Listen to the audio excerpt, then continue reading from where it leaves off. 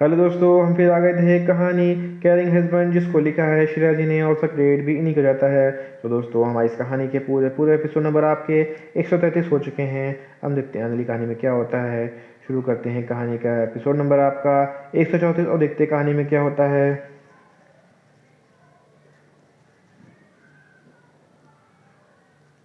उसे तो अपने कानों में विश्वास ही नहीं हो रहा था कि श्रेया ने अभी अभी क्या कहा। मतलब अभी तक कबीर भाई और श्रेया के बीच में ऐसा वैसा कुछ नहीं हुआ है। ऐसा कैसे हो सकता है। रिया का हैरान होना भी लाजमी था। रिया क्या अगर रिया की जगह कोई भी होती तो उसको भी ये बात इतनी ज़्यादा आसानी से नहीं पचती। श्रेया और कबीर की शादी को बहुत टाइम हो चुका था और ऊपर से एक दूसरे को पसंद भी करते थे।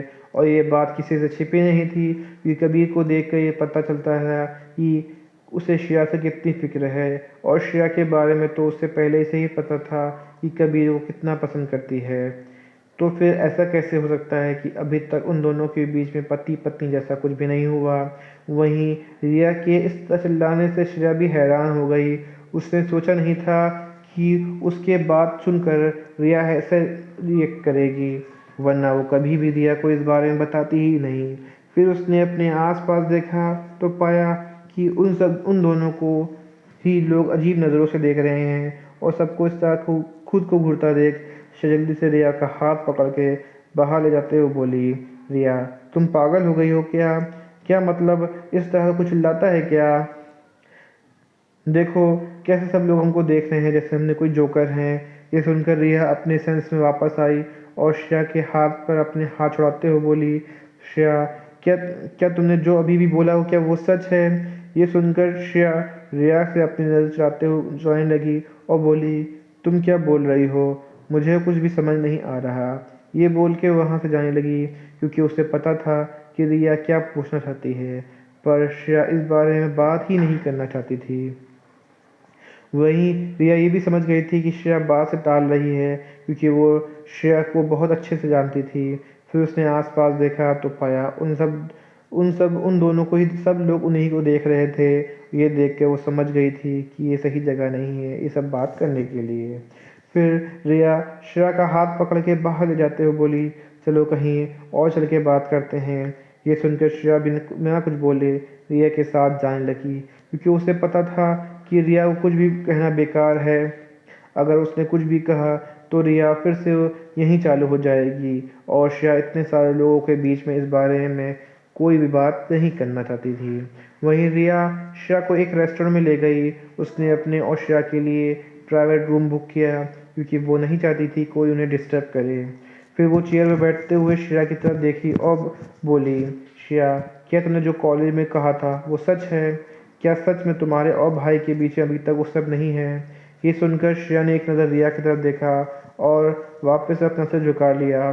पर रिया के लिए इतना ही काफ़ी था सच जानने के लिए। ये देखकर रिया का दिमाग ही घूम गया। वो श्रेया पर चिल्लाते हुए बोली, श्रेया क्या तुम पागल हो? मतलब तुम्हारे और भाई की शादी को इतना टाइम हो गया फिर भी तुम्हारे बीच पति पत्नी जैसा कुछ भी नहीं है। ऐसा कैसे हो सकता है? फिर कुछ सोचते हुए बोली, तुम्हारे और भाई के बीच में सब कुछ ठीक तो है ना? कहीं भाई तुम्हारे साथ कुछ बुरा बुरा पर वो आगे कुछ बोल पाती उससे पहले जल्दी से बोली, नहीं नहीं ऐसा कुछ नहीं है।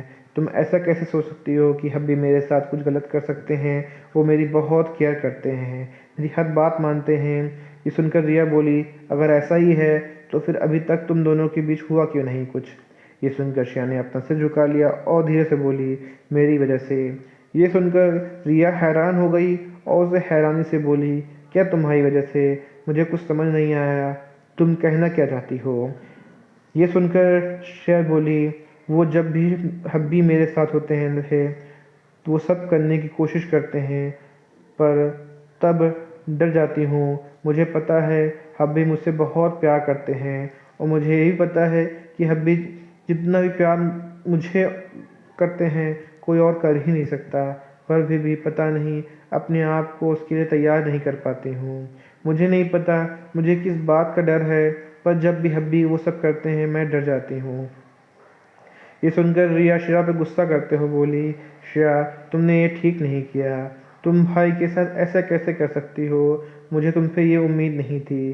तुमने कभी सोचा होगा कि जब भाई तुम्हें इस तरह डरा हुआ देखते होंगे तो उन्हें कैसा फ़ील होता होगा?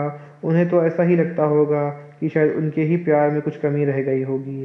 तभी तो तुम अभी तक उनके साथ कंफर्टेबल नहीं हो पाई। ये सुनकर श्रेया की आंखों में आंसू आ गए और उसे रियलाइज़ हुआ कि उसने तो कभी भी इस बारे में सोचा ही नहीं था कि कबीर को कैसा लगता होगा जब वो उसे इस तरह देखता होगा। ये सोचकर उसने अपने आप को बहुत गुस्सा आने लगा कि वो कबीर के साथ ऐसा कैसे कर सकती थी। वो कब से इतनी स्वार्थी हो गई कि इस बारे में सोचा ही नहीं।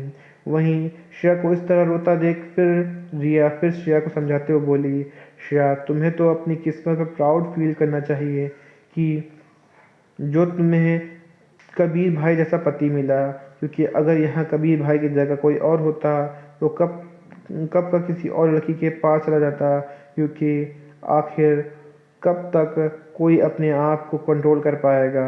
आखिर उनका भी तो कुछ नीड्स होती होगी। पर कबीर भाई से ऐसा कुछ नहीं किया है और मुझे पता है वो कभी ऐसा नहीं करेंगे, क्योंकि ये तुम्हारे जिस्म से नहीं रूह से प्यार करते हैं। पर तुम तो इस बारे में सोच सकती थी ना, पर तुमने ऐसा कुछ नहीं सोचा, क्यों? ये सुनकर श्रेया और ज़ोर-ज़ोर से रोने लगी, क्योंकि वो कभी ये बर्दाश्त नहीं कर सकती थी कि कभी उसे छोड़कर किसी और के पास चला जाए। वहीं श्रेया को इस तरह रोता देखकर रिया श्रेया को शांत करवाते हुए बोली, अच्छा बस चुप हो जाओ, वैसे भी अभी देर नहीं हुई है। मुझे पता है कबीर भाई तुम्हारे साथ ऐसा कुछ नहीं करेंगे, पर भी पर मेरा भी मानना है कि तुम अब कबीर भाई को अपने पास आने से मत रोकना। जब तुम दोनों एक दूसरे से प्यार करते हो तो फिर ये दूरियां कैसी? श्रेया भी को ये बात सही लगी।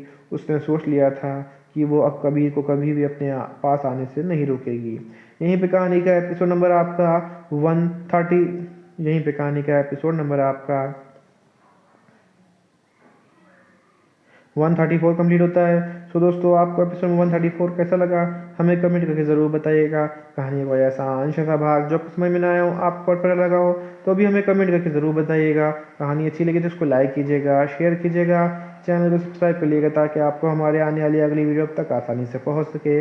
सो दोस्तों हम फिर मिलेंगे एक नई वीडियो के साथ, एक नए एपिसोड के साथ। तब तक के लिए मुझे इजाज़त दीजिए। धन्यवाद दोस्तों।